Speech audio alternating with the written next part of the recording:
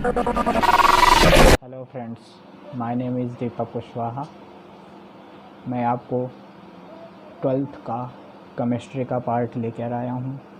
मैं पहले ही स्टार्ट कर रहा हूँ ऑर्गेनिक केमिस्ट्री। ऑर्गेनिक केमिस्ट्री में भी मैं आपको स्टार्ट कर रहा हूँ ईथर। हम आज पढ़ेंगे, ईथर के बारे में पढ़ेंगे। ये कंटिन्यू 2 क्लासेस चलेंगी ईथर की। यानी 12th क्लास में यदि हम देखें तो बिना ऑर्गेनिक केमिस्ट्री में के बगैर एग्ज़ाम में बैठना मतलब ना पढ़ने के बराबर है, यानी अपने पैर में कुल्हाड़ी मारने के बराबर है। क्योंकि ऑर्गेनिक केमिस्ट्री नहीं आती है तो आपको मान लीजिए कुछ नहीं आता है, जो कि आपके 12th का पार्ट बहुत ही इम्पोर्टेंट है ऑर्गेनिक केमिस्ट्री का आपके एग्ज़ाम लेवल में। तो चलिए हम स्टार्ट कर रहे हैं। समय ना गंवाते हुए हम स्टार्ट कर रहे हैं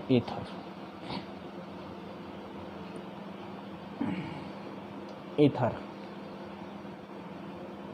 हम आपको पढ़ाएंगे पूरा NCERT, organic chemistry 12th class और ईथर ऑर्गेनिक केमिस्ट्री।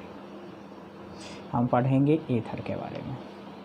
पहले हम देखते हैं कि ईथर की यानी नॉर्मल सूत्र यानी संरचना सूत्र क्या होता है, उसमें क्रियात्मक समूह क्या होता है, ये हम देखेंगे। तो ईथर का जो क्रियात्मक समूह होता है, यानी कि क्रियात्मक समूह के पहले यदि हम देखें कि उसका ईथर का जो रासायनिक सूत्र होता है वो क्या होता है। ईथर का रासायनिक सूत्र होता है ROR। ईथर का रासायनिक सूत्र क्या होता है, ROR। इसमें जो R हैं, ये दोनों जो R हैं, ये वाला R और ये वाला R, दोनों जो होते हैं एक होते हैं एल्काइल समूह, या कि हम इसी को बोलते हैं एल्किल। इसी को हम बोलते हैं एल्किल या एल्काइल समूह। एल्काइल समूह यदि हम देखें तो एल्काइल समूह ये होता है, यानी इसका यदि हम एल्काइल समूह का रासायनिक सूत्र देखें तो इसका होता है CnH2n+1 होता है। इस सूत्र में यदि हम रखें, इस सूत्र के अकॉर्डिंग यदि हम देखें तो ये होता है CH3 C2H5 C3H7 C4H9 होता है। इसके बाद और हम आगे देखते रहेंगे डॉट और आगे एक्स्ट्रा। फिर यदि हम देखें कि ईथर का क्रियात्मक समूह होता है, क्या होता है ईथर का क्रियात्मक समूह, ऑक्सीजन होता है। ऑक्सीजन यदि हम देखें तो इसकी ऑक्सीजन की जो वैलेंसी होती है यानी ऑक्सीकरण संख्या होती है 2 होती है। मतलब ऑक्सीजन 2 होता है, एक ऑक्सीजन 2 लोगों से जुड़ सकता है। यानी इसमें एक ऑक्सीजन ये वाला ये 2 लोगों से एक साथ जुड़ सकता है। यानी इसके 2 यानी इसमें एक तरफ इधर भी एल्काइल समूह लग सकता है, इधर भी लग सकता है। यानी एक ऑक्सीजन कितने लोगों से जुड़ सकता है, 2 लोगों से जुड़ सकता है ना। अब देखते हैं ईथर की परिभाषा। हम देखते हैं ईथर की परिभाषा। ईथर की परिभाषा क्या होती है, इसमें हम देख रहे हैं कि इसमें ईथर की परिभाषा में यदि देखें तो इसमें R जो होता है, एक ऑक्सीजन परमाणु से 2 R जुड़े होते हैं। यानी एक ऑक्सीजन परमाणु से कितने R जुड़े होते हैं, 2 R। तो इसकी परिभाषा क्या बनेगी, वह कार्बनिक यौगिक जिसमें एक ऑक्सीजन परमाणु से 2 एल्काइल समूह जुड़े होते हैं। यानी ये इसे हम क्या बोलते हैं, एल्काइल समूह बोलते हैं। इन दोनों को क्या बोलते हैं हम, एल्काइल या एल्किल। या हम क्या बोलते हैं, एल्किल। तो इसकी डेफिनेशन क्या होगी कि वह कार्बनिक यौगिक जिसमें एक ऑक्सीजन परमाणु से 2 एल्काइल समूह जुड़े होते हैं उसको हम क्या कहते हैं, ईथर कहते हैं। उसको हम क्या कहते हैं, ईथर कहते हैं। वह कार्बनिक यौगिक जिसमें एक ऑक्सीजन परमाणु से 2 एल्किल समूह जुड़े होते हैं उसे हम क्या कहते हैं, ईथर कहते हैं। ठीक है, समझ में आ गया आप लोगों को। चलिए ठीक है, आगे हम देखते हैं ईथर का वर्गीकरण। वर्गीकरण का मतलब होता है कि ईथर को कितने भागों में विभाजित किया गया है। जैसे हम देखते हैं कि हम किसी भी चीज़ को या कि किसी भी कुछ भी होता है कि हम उसको दो वर्गों में बांट देते हैं, पॉजिटिव एक नेगेटिव। यदि मान लीजिए थॉट हो गया, हमारे पॉजिटिव थॉट आते हैं, नेगेटिव हो, इस तरह हम यदि ईथर को हम देखते हैं कि ईथर को कितने वर्गों में बांटा गया, कितने भागों में विभाजित किया गया है। ईथर को जो होता है मुख्यतः दो भागों में विभाजित किया गया है। यानी ईथर का यदि हम वर्गीकरण देखें, या ईथर का जो वर्गीकरण होता है, यानी इसको हम कितने भागों में विभाजित किया गया है ईथर को। ईथर का यदि हम वर्गीकरण देखें तो दो वर्गों में बांटा गया है, सम्मित ईथर और असम्मित ईथर। सम्मित ईथर और असम्मित ईथर। सम्मित ईथर का मतलब होता है R इक्वल टू R, और असम्मित ईथर का मतलब होता है R not equal to R, R not equal to R। ठीक है, R equal to R, R not equal to R। ठीक है, इसमें जो R इक्वल टू R का मतलब होता है कि इस ऑक्सीजन परमाणु से ये दोनों जुड़ने वाले अल्काइल समूह क्या होते हैं, समान होते हैं। क्या होते हैं, समान होते हैं। मतलब इस ऑक्सीजन यानी ईथर के क्रियात्मक समूह से जुड़ने वाले ये दोनों एल्किल समूह जब समान होते हैं उसको हम क्या कहते हैं, सम्मित ईथर कहते हैं। और यदि इस ऑक्सीजन परमाणु से जुड़ने वाले दोनों एल्काइल समूह क्या होते हैं, ये दोनों एल्काइल समूह क्या होते हैं, विपरीत होते हैं। विपरीत होते हैं तो उसको हम क्या बोलते हैं, असम्मित ईथर। उसको हम क्या बोलते हैं, असम्मित ईथर, है ना। यानी यदि हम एग्जाम्पल के रूप में देखें तो एग्जाम्पल के रूप में क्या होगा, सम्मित ईथर का यदि हम देखें एग्जाम्पल के रूप में यदि हम देखें तो किस तरह होगा, CH3O CH3। यानी ये CH3 क्या होता है, एल्काइल समूह होता है। इसमें भी ये भी CH3 क्या होता है, एल्काइल समूह होता है। दोनों क्या है, समान है। क्या है, दोनों समान है। इस कारण से हम इसको क्या बोल दिए, सम्मित ईथर बोल दिए। अगला एग्जांपल यदि हम देखें तो C2H5O C2H5, इसमें भी ये दोनों क्या है, एल्काइल समूह क्या है, समान है। तो यदि ये दोनों एल्काइल समूह समान होता है, यानी इसमें C2H5 इधर भी हो C2H5 इधर भी हो, तो दोनों एल्काइल समूह यदि समान होता है तो उसको हम क्या कहते हैं, सम्मित ईथर कहते हैं। असम्मित ईथर के एग्जाम्पल यदि हम देखें तो असम्मित ईथर का एग्जाम्पल देखें तो मान लीजिए CH3O C2H5 CH3O C2H5, मतलब इस CH3O C2H5 इसमें जो एक R है CH3 है, दूसरा R जो है यानी C2H5 है, तो दोनों क्या है, एक दूसरे से भिन्न है, यानी विपरीत हैं। यह क्या है, भिन्न है। इस कारण से इसे क्या बोलते हैं, असम्मित ईथर। यानी इस ऑक्सीजन परमाणु यानी ईथर के क्रियात्मक समूह से जुड़ने वाले दोनों एल्काइल समूह क्या है, विपरीत है। दोनों एल्काइल समूह क्या है, विपरीत है। इस कारण से हम इसको क्या बोल रहे हैं, असम्मित ईथर बोलते हैं। इसको हम क्या बोल रहे हैं, असम्मित ईथर बोलते हैं। ठीक है,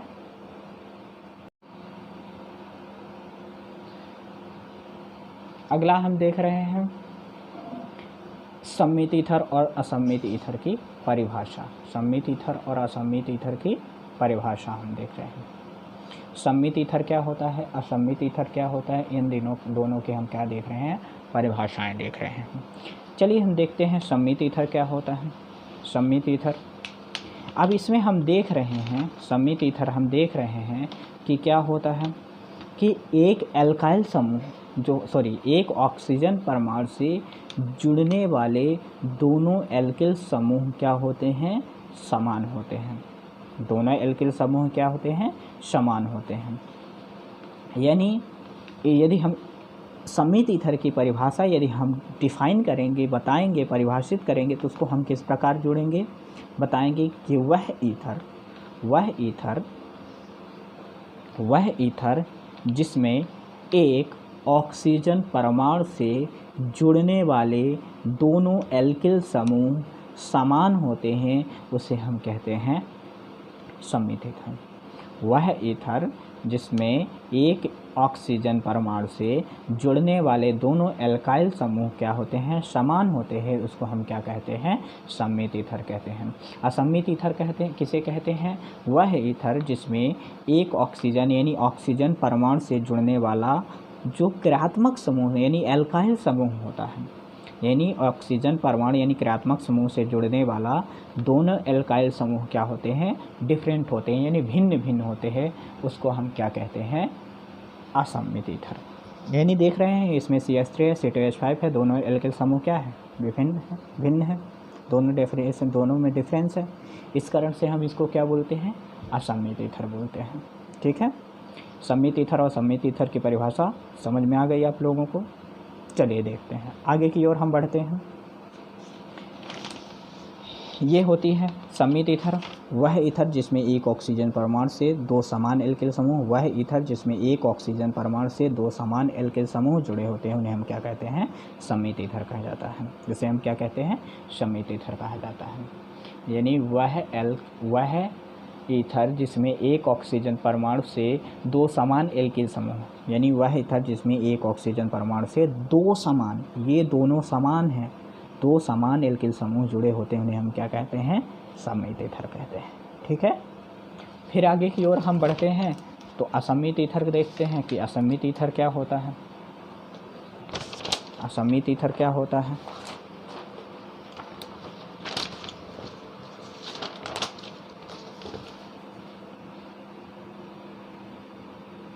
असममित ईथर हम देखते हैं।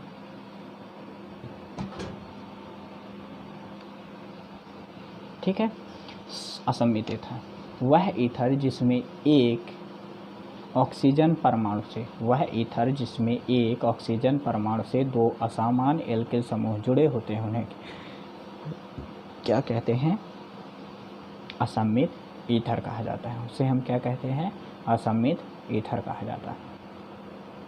वह ईथर जिसमें एक ऑक्सीजन परमाणु से दो असमान एल्किल समूह जुड़े होते हैं, उन्हें हम क्या कहते हैं, असममित ईथर कहा जाता है। एग्जाम्पल के लिए देखिए, देख रहे हैं एक ऑक्सीजन परमाणु हो गए, उससे जुड़ने वाले ये दोनों एल्किल समूह क्या है, डिफरेंट है।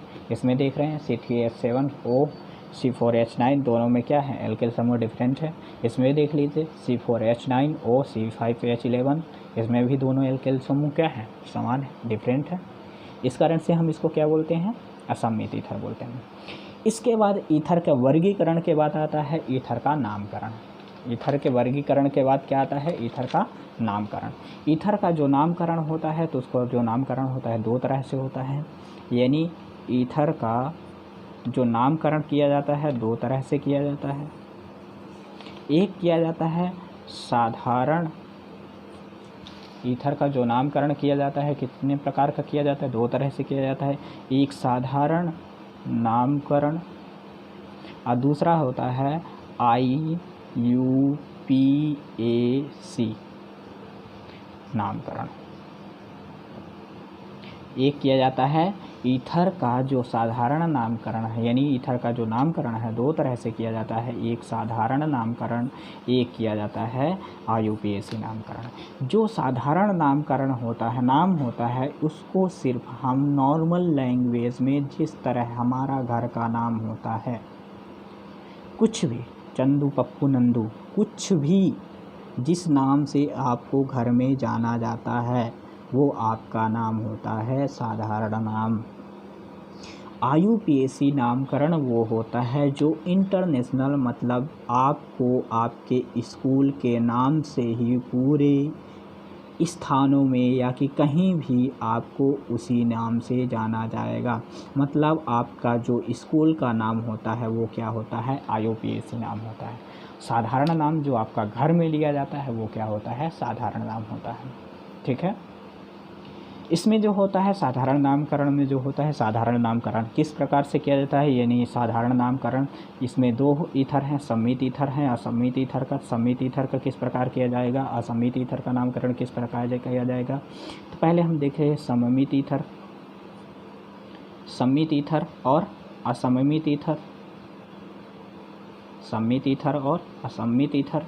यदि हम सममित ईथर का नामकरण करते हैं, यानी यदि हम सममित ईथर का नामकरण करते हैं तो क्या होगा, किस प्रकार होगा भी देखते हैं। यदि हम सममित ईथर का नामकरण करते हैं तो पहले हम लिखते हैं डाई, क्या लिखते हैं, डाई। फिर क्या लिखते हैं, एल्किल समूह का नाम, एल्किल समूह का नाम। फिर क्या लिखते हैं, ईथर लिखते हैं। पहले क्या लिखते हैं, डाई, फिर क्या लिखते हैं, एल्किल समूह का नाम, फिर क्या लिखते हैं, ईथर। ठीक है।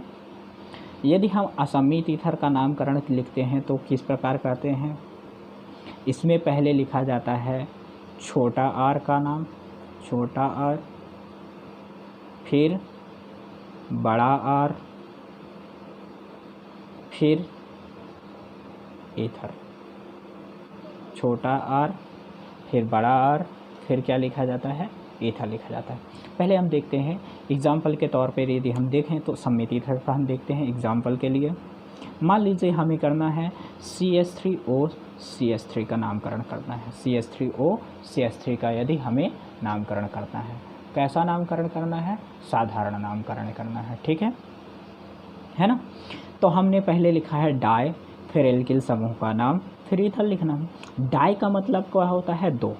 यदि आपको गिनती नहीं आती है तो हम देखते हैं डाई 1 2 3 4 5 6, अभी 6 तक मैं आपको बता रहा हूँ।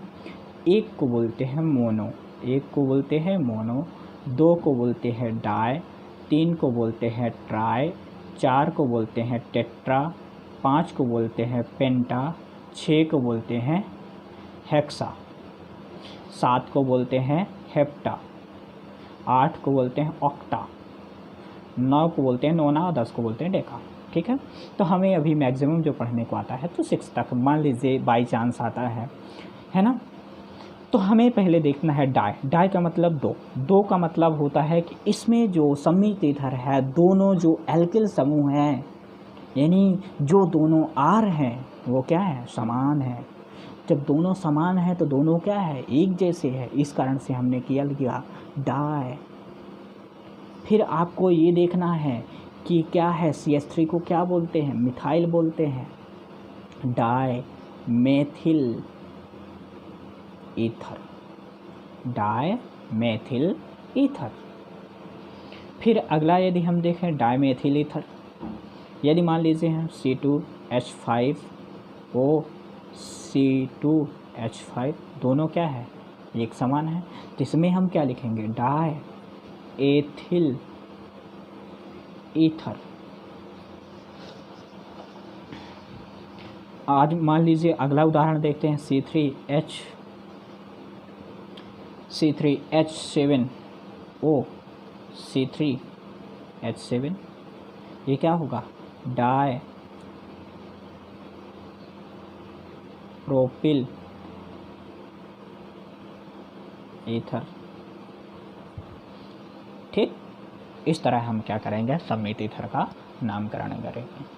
फिर यदि हम इसी तरह एग्जाम्पल देखें छोटे और इसका, यानी हम असमित ईथर का देखें तो इसमें क्या होता है, CH3O C2H5 होता है। तो इसमें पहला किया है छोटा आर, फिर बड़ा आर, फिर ईथर। तो छोटा आर क्या है, CH3 है कि C2H5 है, छोटा क्या है, C2H5 है कि CH3 है, CH3 है। तो पहले हम क्या लिखेंगे, CH3। CH3 का क्या होता है, मेथिल,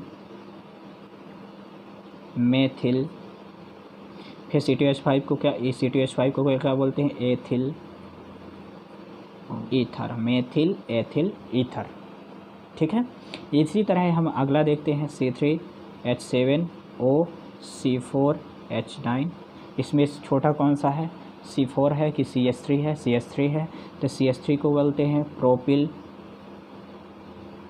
प्रोपिल ब्यूटिल ईथर, है ना। यदि हम इसी तरह यदि हम देखें तो C4H9O CH3, अब इसमें हम देखेंगे कौन सा छोटा है, तो क्या है, CH3 है। CH3 को हम क्या बोलते हैं, मेथिल, फिर 4 को क्या बोलते हैं, ब्यूटिल ईथर। ठीक है। ये हो गया सममित ईथर और असमित ईथर का नामकरण हो गया। ठीक है। कौन सा नामकरण, साधारण नामकरण। कौन सा नामकरण हो गया, साधारण नामकरण हो गया। फिर अगला हम देखते हैं IUPAC नामकरण। IUPAC नामकरण किस प्रकार होता है, IUPAC का पूरा नाम क्या होता है, international union pure and applied chemistry, international union pure and applied chemistry IUPAC का पूरा नाम होता है। जब हम ईथर का यानी IUPAC नामकरण करेंगे तो किस प्रकार से करेंगे वो देखते हैं। ईथर का जब हम IUPAC नामकरण करेंगे तो एल्केन, इसमें हम देखेंगे एल्केन, हम देखते हैं कि एल्केन ALKANE एल्केन या कि एल्केन है ना। एल्केन में एन हटा कर हम इसमें क्या जोड़ देते हैं, ऑक्सी, क्या जोड़ देते हैं, ऑक्सी या OXY। एल्केन में एन हटाकर हम क्या जोड़ देते हैं, ऑक्सी, और क्या जोड़ देते हैं, बड़ा एल्केन। यानी जब हम नामकरण करते हैं तो किसका करते हैं, छोटे एल्केन का, यानी छोटा एल्केन का हम क्या करते हैं IUPAC में, बड़ा का हम क्या लिखते हैं, एज इट इज लिखते हैं। तो छोटे का हम किस प्रकार करेंगे, ज़रा एग्जांपल में देखें। हम क्या करेंगे, माइनस का मतलब होता है निकालना, हटा देना, और प्लस का मतलब होता है जोड़ देना। चलिए एग्जांपल के लिए हम एक आपको देखते हैं, CH3O, C2H5। इसमें छोटे का हम क्या करेंगे, IUPAC करेंगे, बड़े को एज इट इज लिखेंगे। तो इसमें क्या होता है, छोटा क्या होता है, अब IUPAC नाम अलग होता है, ये ध्यान रखिएगा, और जो होता है साधारण होता है वो अलग होता है। तो IUPAC हम मेथेन को क्या बोलते हैं, मेथिल को मेथिल इल हटाकर क्या जोड़ देंगे, ऑक्सी, क्या जोड़ देंगे, ऑक्सी। तो क्या हो जाएगा, मिथॉक्सी,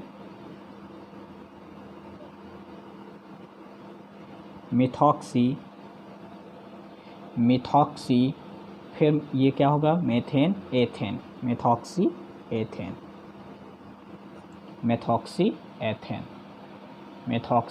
एथेन, ठीक है। इधर देखते हैं हम, ये ठीक, मिथॉक्सी एथेन।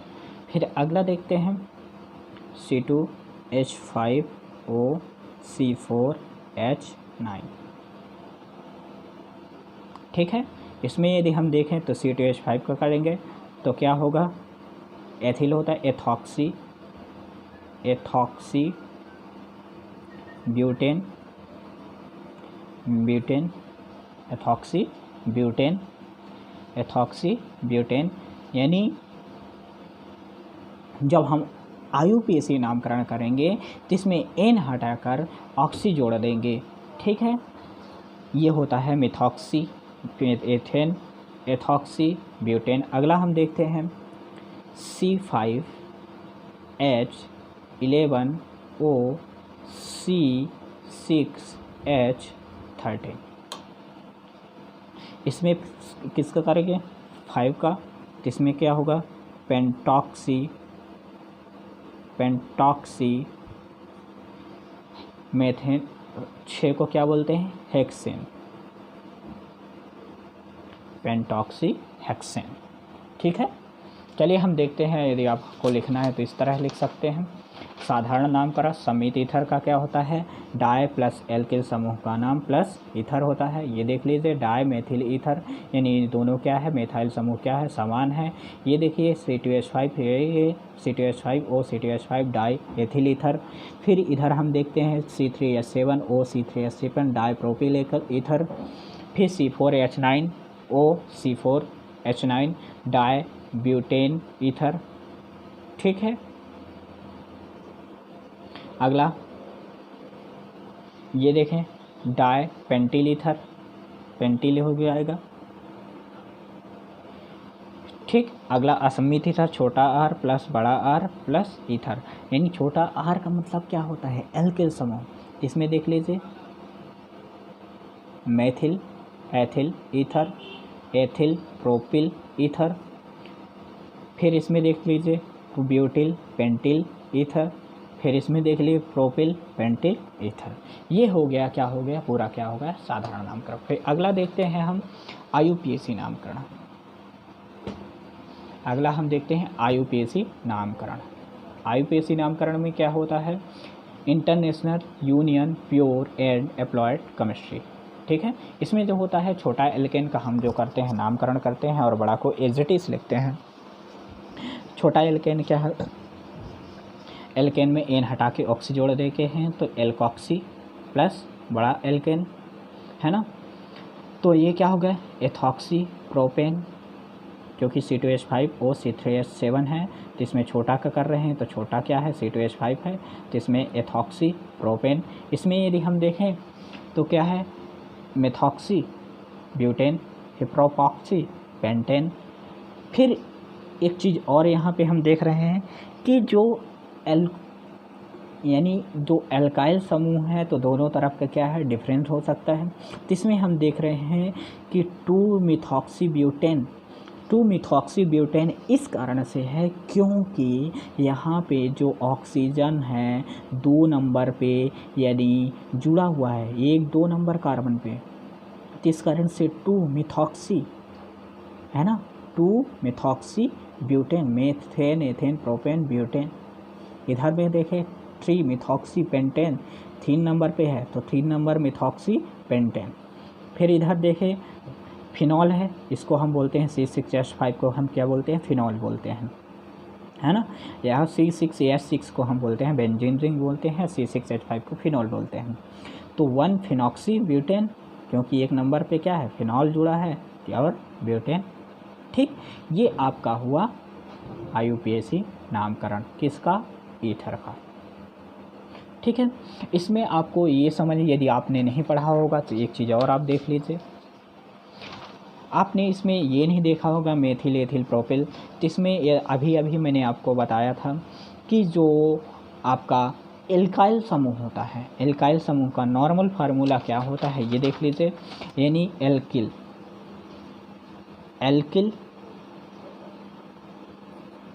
या एल्काइल,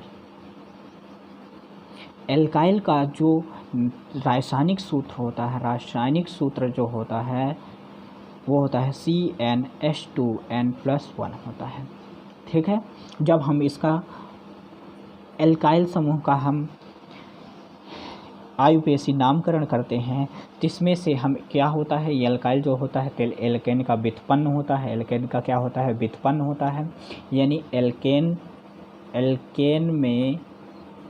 एल्केन का क्या होता है व्युत्पन्न होता है। तो एन को हटाकर, एल्केन से एन को हटाकर क्या जोड़ देते हैं, इल जोड़ देते हैं, क्या जोड़ देते हैं, इल जोड़ देते हैं। एन हटाकर हम क्या जोड़ देते हैं, इल जोड़ देते हैं। तो ये क्या हो जाएगा, एल्केन में एन हटा जाएंगे तो इल जोड़ देंगे तो क्या हो जाएगा, एल्किल, क्या हो जाएगा, एल्किल, ठीक है। तो यदि हम यही देख रहे हैं यहाँ पे, अभी मैंने गिनती आपको बताया था कि एक को क्या बोलते हैं मोनो डाई डाई 4 है ना, ट्राई 4 को क्या बोलते हैं ये, है ना, मतलब methane ethane propane butane pentane hexane heptane octane nonane decane, ये तो एल्केन हो गया। एल्केन में लास्ट का एन हटा के सभी में क्या जोड़ देता है, एल्केन। तो जैसे यदि हम देखें कि इसमें यदि हम देखेंगे, यदि इसमें एक रखेंगे 1 की जगह में यानी n की जगह में यदि हम गिनती रखते हैं तो C1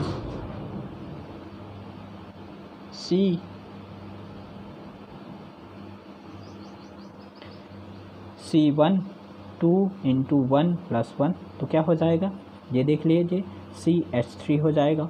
क्यों, ये हुआ 2 1 = 2 और +1 3 CH3 हो गए।